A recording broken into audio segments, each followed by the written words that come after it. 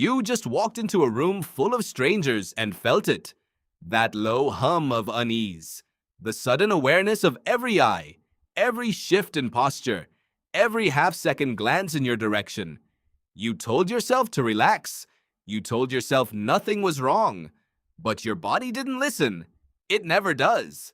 That feeling is not a flaw. It is not anxiety. It is not weakness. It is one of the oldest, most sophisticated survival systems ever built by evolution. And it is running inside your skull right now, every single second, whether you want it to or not. Your brain still thinks you are being hunted, not metaphorically, not in some abstract philosophical sense. At the level of raw neurobiology, your nervous system is still operating on protocols that were written hundreds of thousands of years ago, in a world where something very large and very hungry was trying to eat you. And no amount of apartment living, fluorescent lighting, or grocery store abundance has been able to convince it otherwise. Here is what that actually means for the life you are living today. Your brain is not one brain. It is three, layered on top of each other like geological strata, each one older than the last. The outermost layer, the neocortex, is the part you think of as yourself. It handles language, logic, planning, the ability to read a sentence and follow its meaning. Below that sits the limbic system, which manages emotion, memory, and social bonding.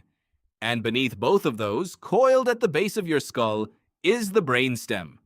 The oldest part, the reptile core. The part that handles your heartbeat, your breathing, your fight-or-flight response. This is the part that does not care about your to-do list.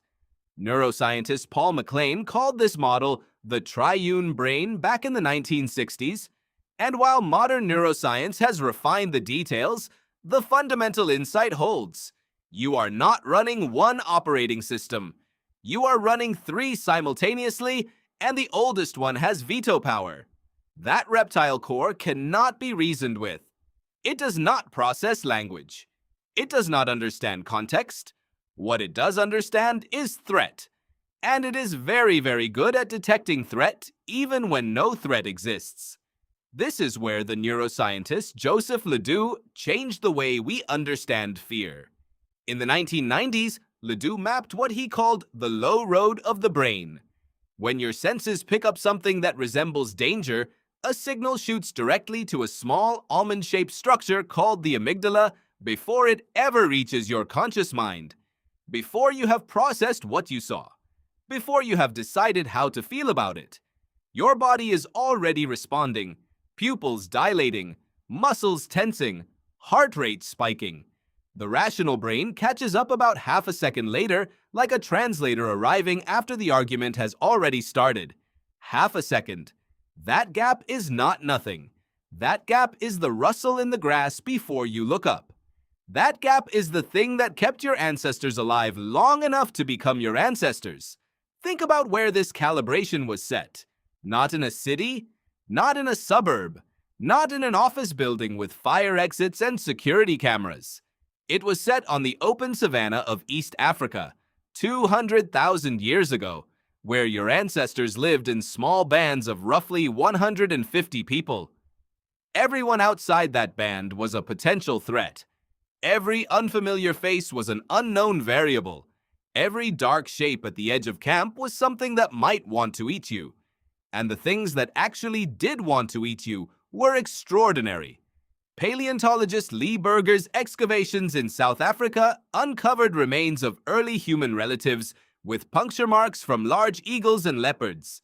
Your ancestors were not apex predators. For millions of years, they were prey. The fear you feel is not irrational.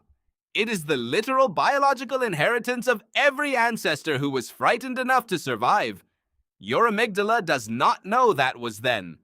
It still runs that ancient scanning program every waking hour, flagging anything that pattern matches to danger. A sudden loud noise, a face expressing anger, a social group that excludes you, a darkened room, an open space with no shelter. These are not random anxieties. Every one of them maps directly onto a prehistoric threat category. This is why darkness still feels wrong to you, even when you know exactly what is in the room. In prehistoric environments, darkness meant that your visual threat detection was offline. The nocturnal predators were awake. The probability of ambush rose sharply. Your brain logged this as a danger condition, and it has never removed that log. This is why public speaking consistently ranks above death in surveys of common fears. That finding has been replicated across cultures and decades. Standing alone, exposed, in front of a large group of faces staring at you is a nearly perfect simulation of a prehistoric threat scenario. Separation from your group.